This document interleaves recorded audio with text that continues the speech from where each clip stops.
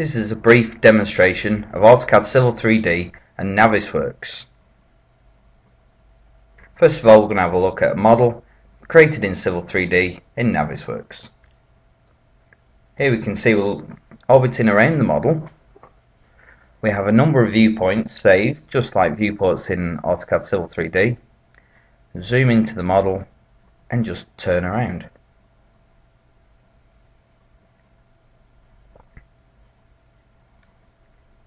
Here we have an area on the road with a tunnel, and using the walk command we can actually drive through the scene.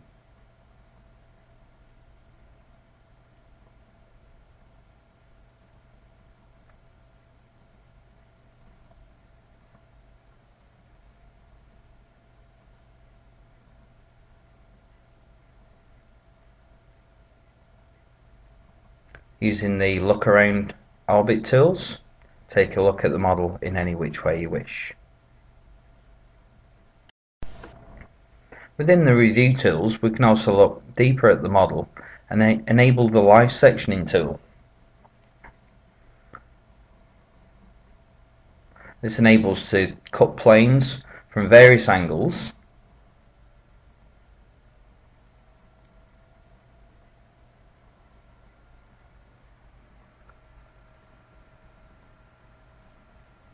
and also at the view that we're actually looking at.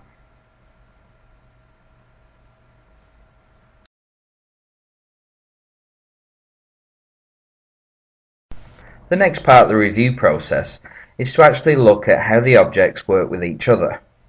Within this scene we can see a number of pipes and also a red electric cable. With the clash detection facilities we can actually search on properties such as a material, and also by selecting the objects within the drawing we can also self-select any objects that we may want to specify. By setting a clearance value we can actually see whether this cable will actually interfere with this object. We get a number of clash areas and we can highlight an orbit around each one. And you see there's a small area of the red cable sticking through this surface, which means that the cable needs to be lowered, and again in this area.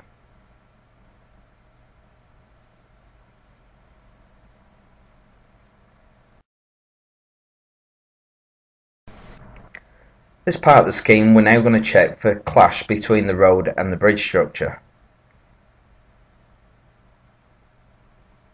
Setting a clearance that we wish to be desirable.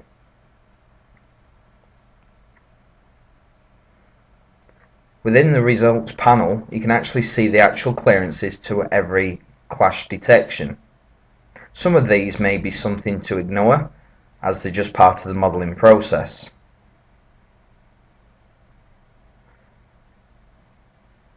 So by changing the status we can ignore those options.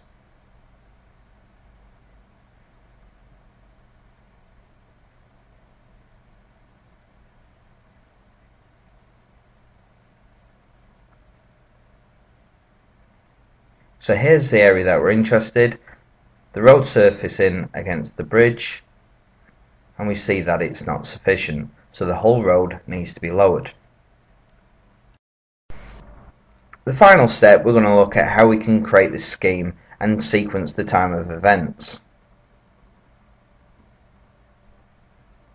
Using a program such as Microsoft Project, Primavera or Asta, create a list of tasks that are required on site.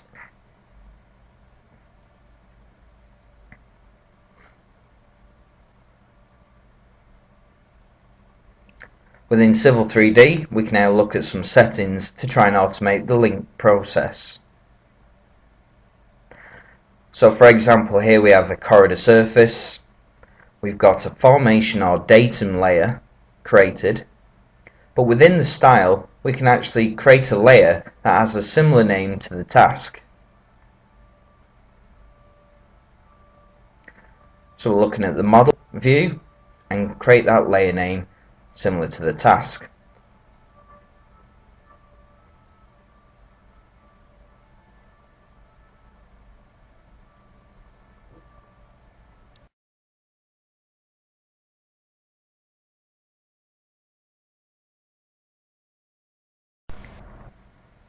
We're now going to create the link from that Microsoft project file. So we use the timeliner functionality.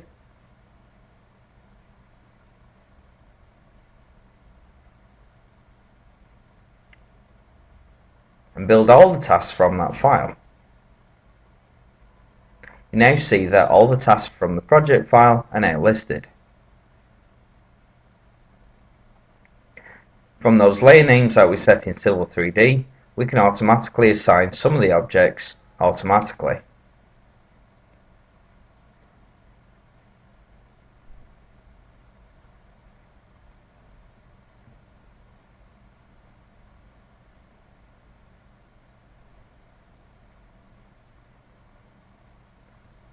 A good step to start with is to select all the tasks and give them an initial task type of construct. This will give some basic display properties. So this is the initial simulation where we just set a couple of properties on objects with the link. You see the formation surface is building here. Anything in light green is something that's in progress.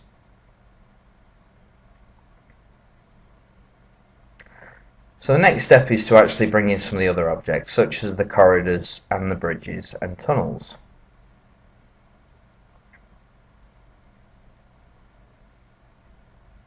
So by selecting the corridor, you can see it's listed in the selection tree exactly how it will be in Civil. Pick the task type and just attach your selection, and do this for all the objects that you wish.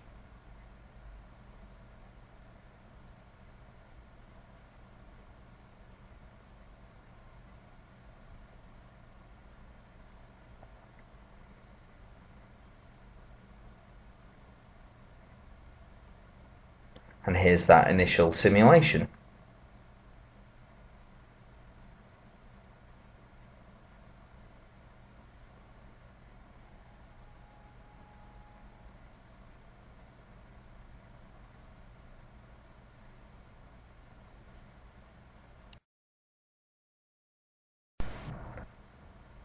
With all the objects selected and linked, here's the final construction sequence.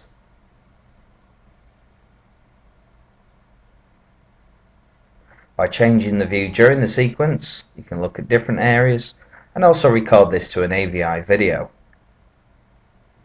All this project information can be shared by creating a standalone NWD file to be used with the free Freedom Viewer available on our website.